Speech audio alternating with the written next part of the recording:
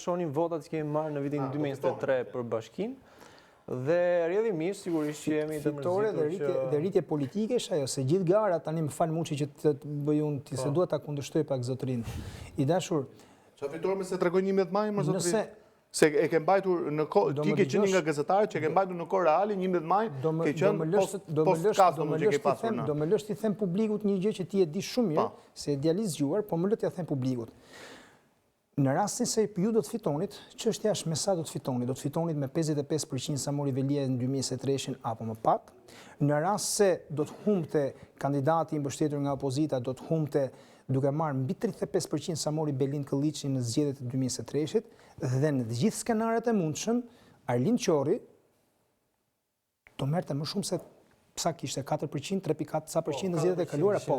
Sondazhi Notos që ne bëmë nxirrte goxha lart, kështu që janë të drejtë në tyre të thonë që do risnim. Pastaj s'po thonë do fitojmë, kështu që lëre ta mbarojmë mendimin. Politika është dinamike, nuk mund të përcaktohet dhe nuk mund të matet vetëm me, le të themi 1% më shumë apo 1% më pak, ka të bëjë me momentumin që ka një forcë politike për të ecur përpara, për të ofruar një model të ri, për të sfiduar sistemin dypartijak të ngritur tashmë nga i cili është zgjënjur gjithë elektorati, pavarësisht se votohet qoftë për inerci, qoftë për interesa, qoftë për presione, qoftë për manipulime, për një sër faktorësh të tjerë.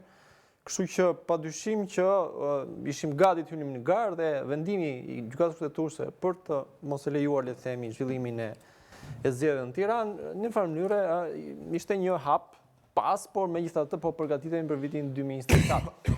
Tani, sa i përket dy fjalë që se mundem në lidhje me zotin Veliaj, unë mendoj që, si thua, duket se kemi hyrë në një fazë të re të marrëdhënies me sistemit drejtësisë dhe Edi Ramës. Pse e them këtë gjë? Sepse po ta marrim në rend kronologjik që nga nisja e hetimit për ish zëvendës kryeministrin zotin Ahmetaj, Edi Rama u distancua duke përmendur kumbullat e dardhat mbrapa shtëpisë së tij.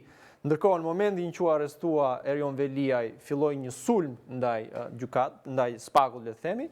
Mëtej u tërhoq në heshtje, duket sikur ra në këtë konsensusi në thonjza për ta lëshuar Veliajin, dhe tashmë, sidomos me nisjen e hetimit për zëvendës kryeministren e sapo emëruar zonjën Balluku nga spaku, duket se Rama me mekanizmat e vet, jo vetëm që po përpiqet tashmë ta rehabilitoj Veliajin, si thua, duke i bërë thirrje gjykatave që ai të. Dhe ju e lexoni literalisht thirrjen e tij? Po, unë e lexoj në të tillë mënyrë që ai tashmë do të konsolidoj pozitat e vet në Partinë Socialiste dhe do të jetë faktori përbashkues i këtyre klaneve brenda PS-s, pra Veliaj dhe Balluku. Pikërisht sepse dy faktorë kryesorë janë goditur, ai tashmë do që t'i mbajë të dy afër vetes, të bashkuar kundër sistemit të drejtësisë, pra.